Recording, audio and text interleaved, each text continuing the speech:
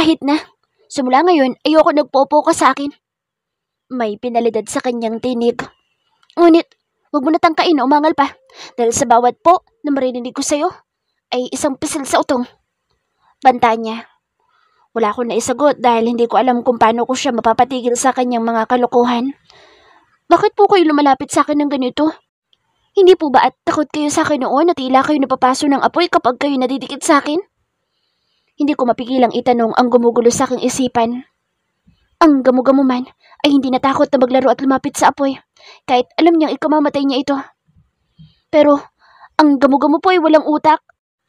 Agad ako napatili dahil sa sobrang gulat sa pagpisil niya sa akin dibdib. Isa pang po, makakarami ako ng kurot sa utong mo. Ngingisi-ngisi niyang sambit. Bala kong itakip ang aking mga kamay sa akin dibdib ngunit inipit niya iyon sa akin yung mga braso upang hindi ako makagalaw. Nakasanayan ko na... Agad kong binawi ang aking sasabihin. Mahirap baguhin ang nakasanayan. Tumango siya. Hindi lang naman ikaw nag-a-adjust para baguhin ang nakasanayan. Ako rin naman. Kumunot ang noo ko. Nag-a-adjust kayo sa anong paraan? Ngumiti lamang siya at muling humalik sa aking noo. Kung alam ko lang ang paraan para iwasan ka, hindi kita lalapitan. Hindi ko pa alam kung ano ito, pero ang alam ko lang, kapag nagda-decide ako na lumayo sa'yo, mas lalo akong hinihilang papalapit. Ramdam ko mas lalong paghigpit ng kanyang mga yakap. Kapag nalaman ko na kung ano ito, sisiguraduhin kong hindi ako mag-iisa. Dapat kasama kita. Bulong niya dahilan para pumintig na mabilis ang aking puso. Hanggang sa makatulog siya ay mahigpit pa rin ang kanyang pagkakayakap sa akin. Napatulala na lamang ako dahil sa kanyang mga sinabi. Tanya's personal voice. Kumusta na paghahanap mo ng pera? Tanong ko kay Julia na panay na naman ang paglalagay ng make-up sa mukha niya. Problema pa rin dahil hindi naman ako kasing ganda ni Eunice na isang giling lang sa stage ay may magbibigay na ng 2 milyon para makuha siya. 2 milyon? Taas kilay na tanong ko. Ay, oo nga pala. Hindi ko pa naikwento sa'yo dahil wala ka namang interes sa pakikinig kapag tungkol sa kapatid mo. Inirapan niya ako dahil wala akong kapatid. Inirapan ko din siya dahil nagsisimula na naman ang pagkairita ko sa pagkabanggit ng pangalan ng pokpok na iyon. Ewan ko sa'yo. Basta yung 2 milyon ay bigay ng napakayamang lalaki dahil gusto niya ikama si Eunice. Ang tanga naman na lalaki yun. Sugar daddy ba? Dahil walang matinong lalaki magbibigay ng ganitong halaga para lang may maikama unless kung matanda na at wala nang pumapatol. Kaga, hindi. Bata pa't napakasarap. Titigan pa lang, siguradong lalabasan ka na. Kinikilig pa siya at parang nangangarap habang sinasabi iyon. Napakalandi talaga ng baklang ito. Kasing gwapo ba ni Fit? Napangisa ko dahil naalala ko ang hoodlum na iyon. Kahit napaka-alamero, ay papasa siya. Sa mga lalaking tititigan mo palang ilalabasan ka na. Pero ako, hindi. Masyado lang talaga maganda si Eunice kaya kahit balot ay may napapatigas sa sandata ng mga mandirigma. Lalo na kung maguhubad dahil marami talagang sasamba. Papuri niya. Mas maganda pa rin ako sa pokpok na yun. Partida may sakit pa ako. Paano na lang kung wala? Asik ko. Kaga, talo ka pa rin ng kapatid mo dahil bukod sa maganda mukha at katawan, ay parang santa sa bait. Tapos wala pang sakit. Pokpok naman. Baliw ka talaga. Nanay niya yung pokpok, hindi siya. Judgmental ka talagang bruha ka. At kinurot niya pa ako sa braso. Inis na tinapi ko ang kamay niya at pinagulong ang wheelchair kong palabas. Hoy, saan ka pupunta? Sigaw niya. Wala kang pakialam. Bakla ka. Balik sigaw ko. Nainis ako dahil palaging ipinamumukha sa akin na lahat na palagi ang pokpok na iyon ang karapat-dapat sa lahat. Siya maganda, mabait at kamahal-mahal pero hindi nila alam na nasa loob din ang kulo noon dahil walang taong puro kabutihan lang ang alam. Papagpanggap lang talaga ang pokpok na iyon. Paawa at pa-victim. Salamat po Kuya Fipt sa mga regalo niyo po. Padaan ako sa garden nang marinig ko ang sinabi ng kung sinong bata kaya pumunta ako doon upang silipin ang pinagkakaguluhan nila. You're welcome, baby. Gift ito ni Kuya sa inyo para magpagaling kayo agad. Masaya ang ngiti niya habang binubuhat ang batang babae sa kandungan niya at pinapalibutan siya ng mga batang may sakit. Napakabait niyo po, Kuya, dahil hindi po kayo nagsasawa sa pagtulong sa amin. Nakapagpakemo po ako kahapon dahil po sa bigay niyong pera. Tuwang-tuwang yumakap naman sa kanya ang batang lalaki na nakakap dahil wala na itong buhok. Nag-pray ka ba bago ka sumalang sa chemo? Tanong ni Fifth. Mabilis na tumango ang bata. Opo, tulad po na lagi niyong sinasabi na kapag tumawag tayo kay Lord, ay hindi niyo tayo pababayaan. Marami mga laruan at kung ano-ano pa mga regalo ang nagkalat sa kanilang pwesto at kahit hindi tanungin, ay alam kong galing iyon sa kanya. Ngayon ko lang po kayo nakitang ngumiti. Simula nung ma-confine kayo dito. Ang ganda niyo po pala talaga. Kunot no akong tumingin sa nagsalita sa tabi ko at nakita ko yung nurse ko. Nakangiti? Takang tanong ko. Tumango siya at tumingin sa tinitingnan ko kanina. Opo. Kanina pa po kayo nakangiti habang nakatingin sa kanila. Kung sa bagay, lahat po talaga. Maaantig sa ganitong tanawin. Napakagwapo na nga po ni Mr. Miller. Tapos ang bait-bait pa. Para siyang nangangarap habang nagsasalita kaya inirapan ko. Ibinalik ko ang tingin ko sa garden at hindi siya pinansin. Napaka-chismosa. Kumunot ang noo ko dahil sa tumatakbong bata palapit sa pwesto ko. Nasa entrance ng garden. Hello po ate ganda. Ito po, pinabibigay po ni Kuya Fifth. May iniabot siyang bulaklak sa akin. Gumamela na kinuha sa mga bulaklak dito. Palagi daw po kayong ngumiti dahil mas lalo daw po kayong gumaganda kapag ganoon. Ilang sandali ako nakatitig sa nakangiting mukha ng batang babae bago nanginginig kong tinanggap ang bulaklak na iniaabot niya. Mabilis din itong tumakbo paalis. Tinitigan ko ang gumabela at hindi ko napigilan ang mapangiti dahil parang nagkukusa ang labi ko. Tumingin ako kay Fifth at naabutan ko nakatingin din siya sa akin. Kumindat pa ang hoodlum bago tumawa. Natawa na lang ako dahil sa kakornihan niya. Ganito mga galawan siguro ang ginagamit niya sa mga babae niya. Nakita kong kinakausap niya ang mga bata bago muling tumingin sa akin. Nagsitanguan ang mga ito bago nagtakbuhang papalapit. Nagtataka ako na patingin sa kanya na nakapamulusang sumusunod sa mga bata. Ate, huwag na daw po kayong masungit kay Kuya Fifth. Sabi ng batang babaeng kandong niya kanina. Oo nga po ate. Mabait po sobra si Kuya, kaya huwag niyo na po siyang sungitan. Gusto niya daw pong makapagkaibigan sa'yo. Bagay na bagay po kayo ate dahil gwapo siya at maganda kayo. Halos sabay-sabay silang nagsasalita kaya natawa ako dahil hindi ko alam kung sinong unang pakikinggan. Naganda na ako ng backup para hindi ka na magsungit sa akin. Tumingala ako sa kanya na nakalapit na pala. Tinaasan ko siya ng kilay kaya tumawa siya. Anong pakuluto? Ginagamit mo na ba sa akin ang mga moves mo sa mga babae mo? Natawa na naman siya. Palagi siyang masaya. Gusto ko lang naman makapagkaibigan. Hindi kasi tanggap ng loob ko na may hindi magaan ang pakikitungo sa akin kapag dumadalaw ako dito. Bakit ka nga ba laging dumadalaw dito? Parang wala siyang pinagkakaabalahan dahil pansin kong kahapon lang siya wala dito at ngayon nandito na naman. Malapit kami sa mga hospitals dahil nakasanayan na ng family namin na magbigay ng fund para sa mga may sakit. Minsan na rin kami nagkaroon ng experience sa hospital at hindi maganda. At ikaw ang naka-assign para doon? Ang mga bata ay naglalaro sa aming paligid and to my whole existence, ngayon lang ako natuwa sa mga bata. Umiling siya. Nope. Tumutulong lang ako dahil wala naman ako masyadong ginagawa. And this time, hindi ang kapatid ko ang kasama ko. Hindi na ako nakaangal nang pumunta siya sa likod ko at itinulak ang wheelchair papunta sa kinaupan nilang bench kanina. Sino naman? Walang pakialam kong tanong. Kaibigan ko. She's visiting her sister. At hindi na ako pinayagang sumama doon kaya dito ako nagtambay. At dinala ko na rin ang gifts para sa mga bata. Napatango-tango ako. Hindi ko maiwasang mapatingin sa kanya dahil sa paggaan ng loob ko. Noong una namin pagkikita ay hindi maganda ang dating niya sa akin. Kahit noong pangalawa. Pero ngayon pansin kong hindi naman pala siya ganoong kasama. Mahilig ka sa bata, no?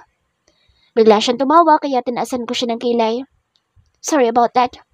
May naalala lang ako sa tanong mo. Baka magsungit ka na naman. I get it. You mean, mahilig kang lumandi sa mga bata sa'yo? Napangisi ako dahil natigilan siya. For sure, mas bata ako sa'yo. So, kaya mo ako nilalandi? Prangkang tanong ko. Yeah? Dito mga nagdaang araw lang ako nahilig sa bata. At tumawa na naman siya. He's a happy-go-lucky.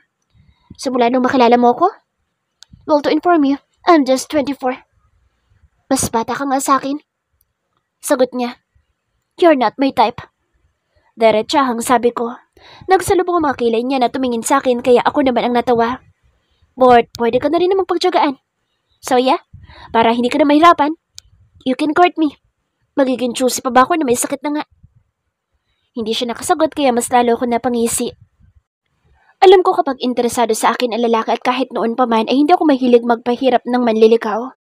Bakit pa ako magpapakipot? Sa panahon ngayon ay halos hindi na uso ang ganoon. Hello, 21st century na at modern generation na tayo. Kinis, person over voice. Pagpasok ko sa silid ni Ate Tanya ay tanging suhulyo lamang ang aking nadatnan. Inilapag ko ang mga dala kong prutas at mga pagkain. Ay, dami naman yan. Pansin sa akin ni Julio. Ngumiti ako at lumapit sa kanya. Nasaan po sa Ate Tanya? Inayos niya ang mga gamit niyang pang make-up. Nag-walk out ang bruha, pero nandyan lang yan nagpapahangin. Tumango ako bago inayos ang higaan ni ate. Isinalansan ko mabuti ang mga libro sa maliit na mesa at iba pa niyang gamit. Ang dami niyang dala mo. Naka-jackpot ka na naman ba? Nakatingin siya sa mga dala ko kaya alam ko na ang tumatakbo sa kanyang isipan ngunit hindi ko iyon pinagtuunan ng pansin. Medyo nakaswerte lang po. Masama magsinungalin at sa isang tulad ko ay siguradong kakainin ako ng aking konsensya ngunit hindi dapat ipagsabi sa iba kung saan ko nakukuha ang pinabibili ko ng mga ito. Palagi ka talagang swerteng bata ka. Kulang na lang maging ikaw yung pusang kumakaway sa mga tindahan na kulay ginto. Natawa ako dahil doon. Excuse me. Napalingon kami dahil sa boses na pumutol sa aming pag-uusap. Hello po, Doc Ismael. Ang doktor na tumitingin kay Ate Tanya. Dr. Ismael Zacarias. Agad ako lumapit sa kanya at yumuko. Kamusta po? Kailangan ko na po bang pabalikin ang ate? Lumabas po kasi siya upang magpahangin. Mabait itong umiti. Sinadya ko talaga na abutan ka dito. Sinabi ko sa nurse niya na tawagin ako kapag nandito ka dahil gusto kitang makausap tungkol sa lagay niya. Nakaramdam ako ng kaba at hindi ko iyon nagawang itago. Ano pong lagay niya sa ngayon? Tumingin siya sa likod ko kung nasaan si Julio bago bumaling sa akin. Follow me to my office. Tulad ng sabi niya ay sumunod ako sa kanyang paglalakad. Have a seat. Alok niya. Salamat po. Pagkaupo ko ay hinubad niya ang suot na salamin at seryosong tumingin sa akin. Hindi na ako magpapaligoy-ligoy pa. Hindi na bububuti ang lagay na misinon. And even blood transfusions is not enough at her stage. The red blood cell, white blood cell, and platelet levels are very low. Paliwanag niya at naintindihan ko iyon. Matagal nang hindi normal ang blood cells ni Ate Tanya, pero binabaliwala niya lamang ang mga iyon. Nalalamig ang mga kamay ko dahil natatakot ako sa posibilidad kapag hindi ko pa rin siya napilit na magpagamot. Kahapon ay nag-bleeding na naman siya at hindi na iyon nakabubuti sa sitwasyon. Napatingin ako sa kanya dahil hindi ko nalaman na dinugo na naman sa ate. Nangyayari na iyon dati, ngunit ngayon ay mas lalong napapadalas. Ano po bang option na pwedeng gawin? Naluluha ako ngunit kailangan ko maging matatag. She's too stubborn at umaas na siyang malakas. Kahit ang totoo ay humihina ng immune system niya because her body keeps on rejecting the treatment. And we know that severe aplastic anemia is life-threatening. Napansin ko na nga ang pagpayat ni ate at malayong-malayo ang katawan niya ngayon sa kanyang katawan noon. Minsan ay hindi na rin niya gustong kumain. Stem cell transplant and bone marrow transplant is the option, but stem cell transplant is too risky. Her body rejecting the treatment at posibleng i-reject din niya ito. And it will lead to complications. Tumingin siya sa akin at alam ko bilang doktor ay nag-aalala din siya sa kanyang pasyente. So, bone marrow transplant is the best. And her stay here is enough for her to take the treatment. Noon ay naisalaysay na niya sa akin ang mga posibilidad na ito at gusto ko mag-undergo si Ate Tanya ng bone marrow transplant. At yun ang ipinipilit ko sa kanya pero ayaw niya. At hindi ako masyadong nabahala dahil sabi ni Doc ay may options pang antibiotics. Ngayon ay mas malala na ang kanyang lagay at wala na ibang option. Pero ayaw niyo po kasi talaga. Nag-iwas ako ng tingin dahil sa luhang pumatak sa aking mga mata. Lumalabas na naman ang aking pagiging madamdamin. Isa pa iyon sa problema dahil ang pasyente mismo ang ayaw nang gumaling. Kumbinsihin mo siya as soon as possible hanggat may pag-asa pa. You need to motivate her. Sumandal siya sa kanyang upuan at tumingin sa kawalan. Pareho kami nag-iisip ngunit alam naman namin wala kami magagawa dahil mismong sa Ate Tanya ang ayaw. Kahit ano pong gawin ko, hindi ko siya magawang mapilit. At isa yun sa ikinasasakit ng kalooban ko dahil wala akong magawa. Mas nangingibabaw ang kanyang galit sa akin kaysa ang kagustuhan niyang gumaling. She needs motivation, and if it's not you, who can motivate her? Find someone, friends, family, or acquaintances that can cheer her to take the operation for the transplant. Payo niyang muli, ngunit mas lalo ako nawalan ng pag-asa dahil ako na lang ang pamilya ni ate at hindi niya ako itinuturing na ganoon. Dahil sa kasalanan ko at si Julio lamang ang kanyang kaibigan at wala ding magawa para pilitin siyang tulad ko. Sisikapin ko po, Doc. Tanging naisagot ko dahil kahit ako'y hindi sigurado. Alright, that's all. Tumayo siya, ganun din ako, at sabay kami lumabas sa kanyang opisina. Hindi ko napigilan ang mga luha ko kaya yumuko ako. Panginoon, sana po ibigyan niyo ng lakas si Ate Tanya at sana po ipumayag na siya na magpagamot. Wala akong ibang malalapitan kundi siya. Si Ate ay subuko na sa kanyang sarili kaya kahit gusto kong lumaban siya ay hindi ako sigurado maililigtas ko siya sa sakit niya. Stop crying. It won't help. Napatingin ako kay Doc na tumigil sa paglalakad. Napatigil rin ako. Here, punasan mo yung mga luha mo dahil baka isipin nila na pinaiiyak kita.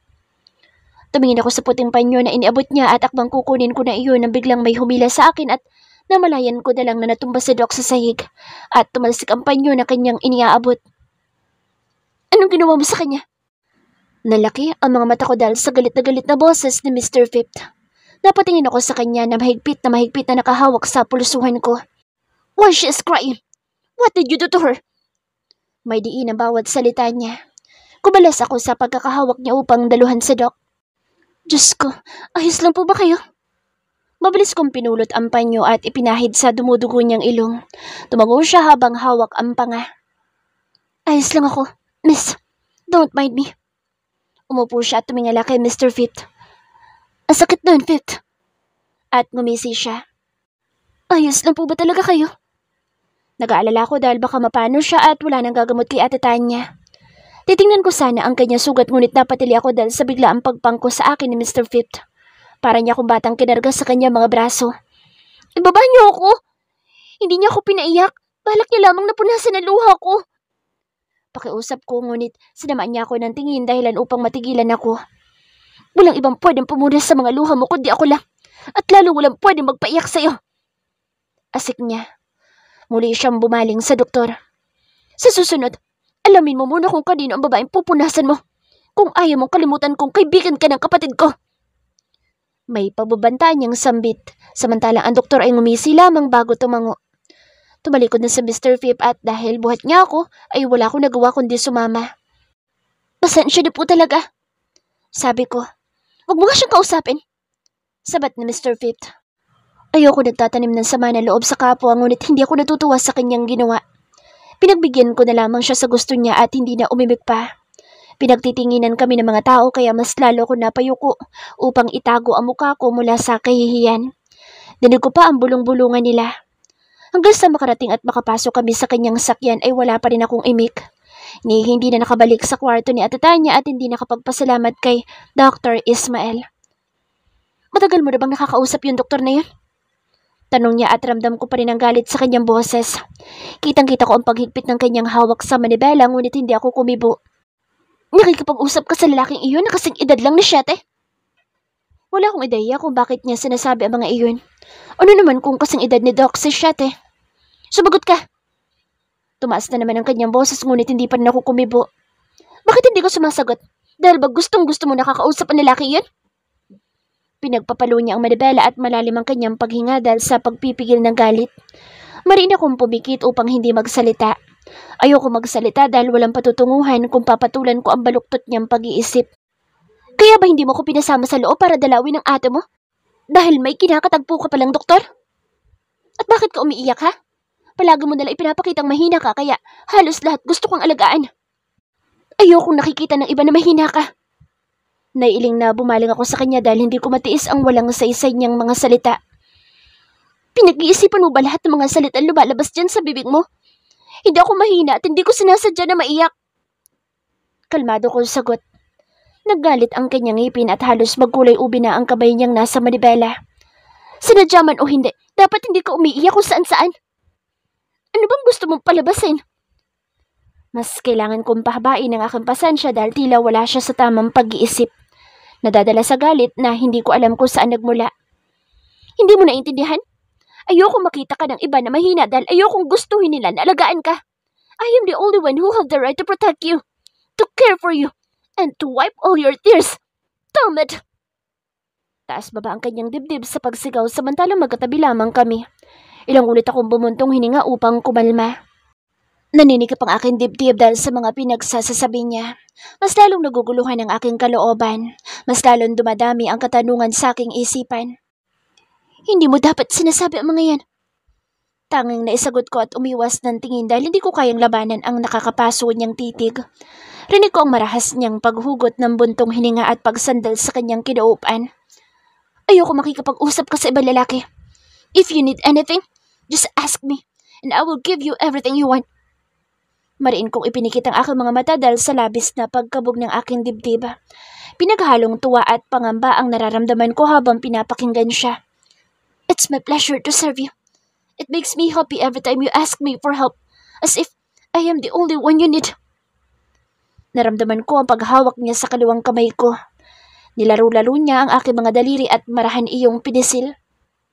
I want you to need me. Nakaawang ang bibig na napalingon ako sa kanya dahil sa paglapat ng kanyang mga labi sa aking mga palad. Hindi ko makasagot dahil parang naubos lahat ng salitang alam ko. Ni minsan ay hindi ko nakita ang sarili ko na mapupunta sa ganitong sitwasyon. Ano po bang plano niyo sa akin? Nakatitig siya sa aking mga mata nang umiti. I want you to give me the right to be jealous. Pero, ang pagsaselos ay para lamang sa mga taong may malalim na relasyon. Apil ako. Sa wakas ay nagkaroon din ako ng lakas na magsalita. At wala tayong relasyon dahil hindi pwede. Hindi madali na isawalang bahala ang kabang namamayani sa akin dibdib ngayon. Hindi ko kayang ipaliwanag at hindi ko na naisin na malaman ang paliwanag dahil alam kong wala iyong maidudulot na mabuti. Ngumisi siya tinapos ang aking baba paakit sa aking pisngi. May hindi ako mapangalanang emosyon na isinisigaw ng kanyang mga mata.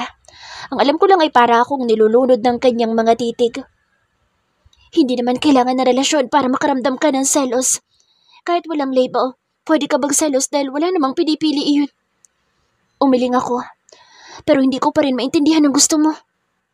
Nagiwas ako ng tingin ngunit muli niyang iniharap ang mukha ko sa kanya. Nakangisi pa rin siya. Hindi mo alam dahil idinay mo. It's too obvious. I want you. Eunice Fernandez. Hindi ko alam pero parang musika ang mga katagang-in sa aking pandinig pero malaki pa rin ang parte ng isip ko na nagsasabing wala akong karapatang magdiwang o masiyahan dahil marami akong problemang mas dapat na unahin kesa dito. Hindi ako nakakibo. Inilapit niya ang mukha niya sa akin at ramdam na ramdam ko ang mabango niyang hininga na tumatama sa aking mukha. Bubulong siya. Miniverse, I want you to be mine. I want all of you to be mine. Only. Pagdidiin niya. Ilang araw na lumipas simula noong hindi ko maintindihan ang pagsaselos ni Mr. Fifth at hanggang ngayon gumugulo pa rin sa aking isipan ang mga katagang kanyang binitawan. Hindi ko maintindihan kung bakit natutuwa ang aking puso ngunit itinatanggi ng aking isipan ang lahat. Ayokong tanggapin kung ano man ang iniuudyok ng aking damdamin. Bago sa akin lahat ng mga ipinaparamdam ni Mr. Fifth at hindi ko na naisim pangalanan iyon. Matapos kong basahin ng isang pahina ng Biblia ay napabuntong hininga na isanara ko iyon. Hindi ko alam kung bakit napakabigat ng aking kalooban. Napakalalim naman ng buntong hininga mo, Iha. Katatapos lamang natin na magdasal pero parang napakabigat ng iyong problema. Napatingin ako kay Manang Dory at ngumiti. Wala po, Manang. Medyo may gumugulo lang po sa aking isipan. Tinitigan niya ako bago muling nagsalita. Dahil ba kay Cinco? Nagiwas ako ng tingin at napatulala sa kung saan bago ko nagawan tumango. Naramdaman ko ang kanyang paghawak sa aking kamay na nasa ibabaw ng maliit na center table ng sala kung saan kami nag-Bible study. Ibinalik ko ang aking tingin sa kanya. Napapansin ko ang pag-iwas mo sa kanya nito mga nakaraang araw. Ni hindi ka sumasabay sa amin sa pagkain kapag nandito siya. Bigla siyang nakonsensya dahil doon. Alam ko may problema at nandito lamang ako, Iha. Handang makinig sa'yo. Ngumiti ito. Gumanda ako ng paghawak sa kanyang mga kamay. Sinabi po sa akin ni Mr. Fifth na siya'y nagsaselos at nais niyang sa kanya lamang ako. Hindi ko po alam, Manang, ngunit masaya po ang aking puso sa kanya mga sinabi pero tutol ang aking isipan. Ramdam ko ang pag-iinit at pamumula ng aking mga pisngi dahil sa nangangantsaw niyang mga ngiti. Bakit naman magiging tutol ang iyong isipan? Manang, wala po sa aking plano na umibig. Mabilis kong natutup ang aking bibig dahil sa pagkukusa ng huling salitang iniiwasan kong banggitin. Umiibig ka na kay Singko? Ang kanyang ngiti ay mas lalong lumawak. Napayuko ako dahil sa hiya at dahil sa pagwawala ng aking dibdib. Kinakabahan ako. Alam na niya ang estado namin ni Mr. Phip dahil naikwento ko na iyon sa kanya noong mga nakaraang araw, pati na rin ang tungkol sa aking pansamantalang paglabas sa kumbento. Hindi pa ako sigurado at ayoko pong tanggapin kung sakali man. Naninikip ang aking dibdib dahil sa mga salitang aking sinasabi. Tumingin ako sa mga mata niya at alam kong nakikita niya ang pangamba at takot ko. Ngayon lamang po ako nakaramdam ng ganito kaya natatakot po ako, Manang. Pangarap ko po na maging madre at kung magpapatuloy ito ay malabo ko na makamit ang aking pangarap. Kaya pasensya na po kung nadadamay ko kayo sa pag-iwas nito mga nagdaang araw. Hinaplos niya ang aking braso at nakakaintinding tumango. Wala yun sa akin, Iha. Naiintindihan ko ang nararamdaman mo at alam kong hindi ito madali sa iyo, ngunit huwag mong isara isang puso para sa pag-ibig dahil kung plano ng Diyos na pagsilbihan mo siya bilang isang madre, ay tiyak na magiging madre ka. Ngunit kung plano niyang umibig ka at makapag-asawa, ay yun ang mangyayari. Hindi ako nakapagsalita. Isa pa'y maaari mo siyang pagsilbihan sa ibang paraan kung sakali man. Ang plano niya ang mas mananaig, kaya huwag ka matakot. Lumapit siya sa akin at masuyo kong niyakap. Kung plano niya pong umibig ako ay kailangan ko pong maging matapang. Sambit ko. Hinaplos niya ang aking buhok. Pero natatakot pa rin po ako. Para akong isang musmus na humihingi ng pagkampi mula sa aking ina. Normal lamang na matakot dahil sadyang nakakatakot. Nga talaga ang ganyang pakiramdam.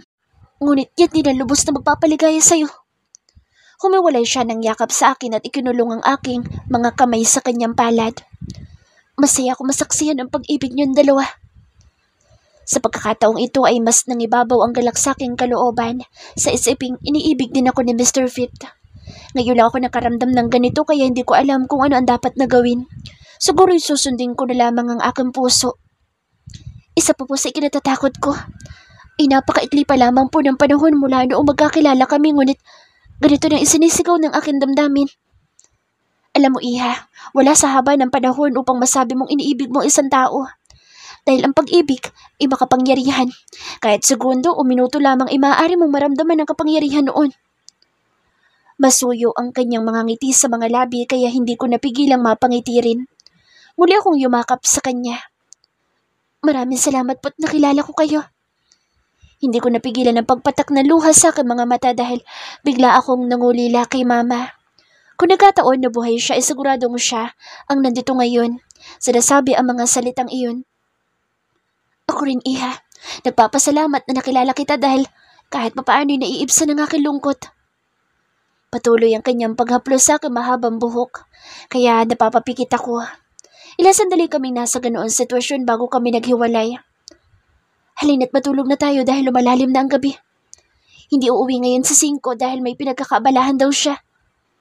Sabi niya kaya tumango ako at sumunod. Pagsikat ng araw ay naghanda ako ng agahan at nagbalot ng mga pagkaing niluto para dalhin kay Ate Tanya. Inayos ko ang paghahain at tinakpan ng mga iyon bago nagbilin ng sulat. Hindi pagising si Manang Dory kaya ako na ang gumawa ng lahat.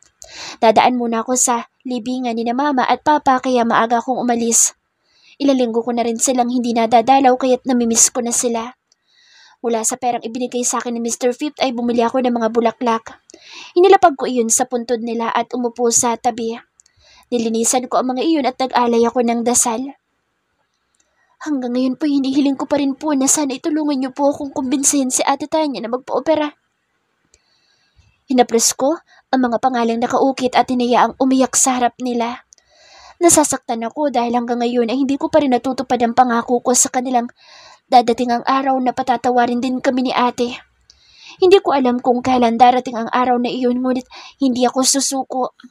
Lahat gagawin ko para sa kapatawaran niya. Malapit na ang tanghali na makarating ako sa ospital. Nagmamadali ako dahil alam ko nagugutom na si ate. Bawal sa kanya ang magutom o manghina. Asyumera ka talagang bruha ka. Sa pinto pa lamang ay dinig ko na ang matinis na boses ni Julio. Bahaging nakaawang ang pinto at kakatok na sana ako ngunit natigilan ako sa sagot ni Ate Tanya. Gaga, totoong naliligaw sa akin sa Fifth. Segundo ko ba namang ito? May tatanggi ba sa akin? Bakas na bakas ang kilig at tuwa sa kanyang boses. Ano nga ulit ang apelido ni Fifth na iyan? Miller nga. Sure ka? Kilala ko lahat ng Miller dito sa Pilipinas. Dahil hindi lang sila saksakan ng yaman, saksakan din ng kagwapuhan. Miller? Hindi ba't si Mr. Fifth ang kanilang pinag-uusapan? Natigilan ako't napahigpit ang aking pagkakahawak sa paper bag na dala ko dahil sa pagbundol ng kaba sa aking kalooban. Yeah, Fifth Miller. Yun ang tawag sa kanya ng nurse na naka-assign sa akin. Masiglang tugon ni ate samantalang ako'y hindi nakagalaw sa aking kinatatayuan.